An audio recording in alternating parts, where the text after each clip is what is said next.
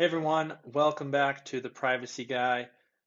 Today's video is going to be a little different. Rather than talking about privacy issues, I just want to share the process of setting up a VPN on your computer, specifically NordVPN. I have my screen shared here so you can see the process. I'm going to walk you through the process of setting up NordVPN, and this is on a Mac. So for those of you on Windows, the process is going to be fairly similar as long as you know how to install a program on your computer. You'll be able to go through the same process. So this is the page that you'll be taken to after you've filled out like the purchasing information. So if you put your credit card in and have purchased NordVPN, you'll be taken to this download page, and I'm just going to go here. And this will take me to the Apple App Store, Mac App Store. I'm going to download the Nordvpn app. So I'll let this download. Have to authenticate. It's not a huge program, so it's going to download pretty quickly, especially if you have a faster internet connection. That always helps. All right, we're finishing up here with the download. As you can see, NordVPN has a pretty good review here, so that's a good sign. We're going to open up the app. And I'm just going to agree to these. You're just agreeing to a privacy policy, which is fairly standard for anything. You'll see they do not log online activity or any personally identifiable information. One thing to note here is whichever email address you sign up with, even though they don't log personal information, it might be a good idea to use like a temporary email address or just set up like a fake email address to use to sign up for this so that your activity can't be linked back to like your Google account or whatever email address you decide to use. And then NordVPN offers presets, which are custom VPN connection settings. I'm not going to set those up right now, but could be a good feature to look into later. And all right, so after you get to this page, you can see all of the server locations, a country list of where you can connect to a VPN, to NordVPN specifically. I guess I need to log in here. So you're just going to log in. It opens up a new window to log in. So just going to log into my NordVPN account that I just set up.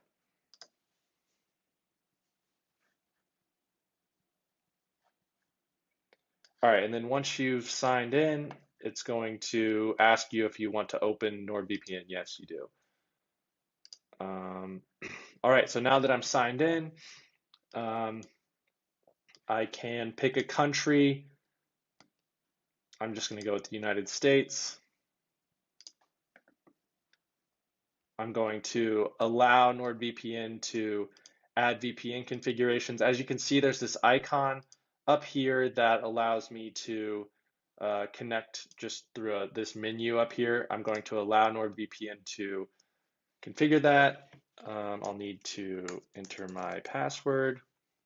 I'm just going to go ahead and click always allow just because I know I'm going to be using NordVPN over time here. So I'm now connected to a United States IP address through NordVPN. So that's pretty quick and easy process just for getting connected. I think NordVPN has a kill switch, so if at any point my connection goes away, it acts like turning off your Wi-Fi. So if I'm browsing the internet with a VPN connected and then it goes away, NordVPN will let me know and won't, allow me to continue browsing without the VPN connected, so I won't leak my IP address. So one test we can do, I'm just going to close this because I know NordVPN's running now. I'm going to open, so I'm going to open Safari. I'm going to use a incognito window, but we can just type in what's my IP. So when searching for, if you just search for what's my IP on Google, it'll show you what your IP address is. And then if we look, this IP address is not in my location. So it looks like this one is based out of Greenwood Village, Colorado.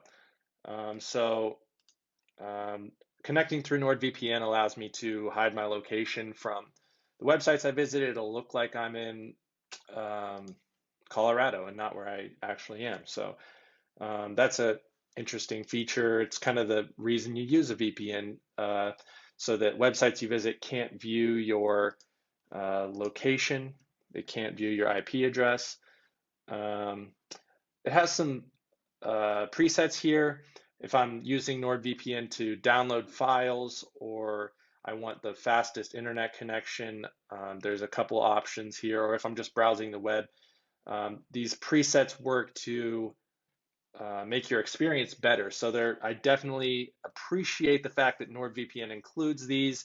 If I'm downloading something, I'm going to want, faster speeds. I'm going to want the best IP address, the best server that's closest to wherever I'm downloading the file from, to make sure that I don't have to wait forever just because I'm connected to a VPN. So I'm going to go ahead and disconnect here.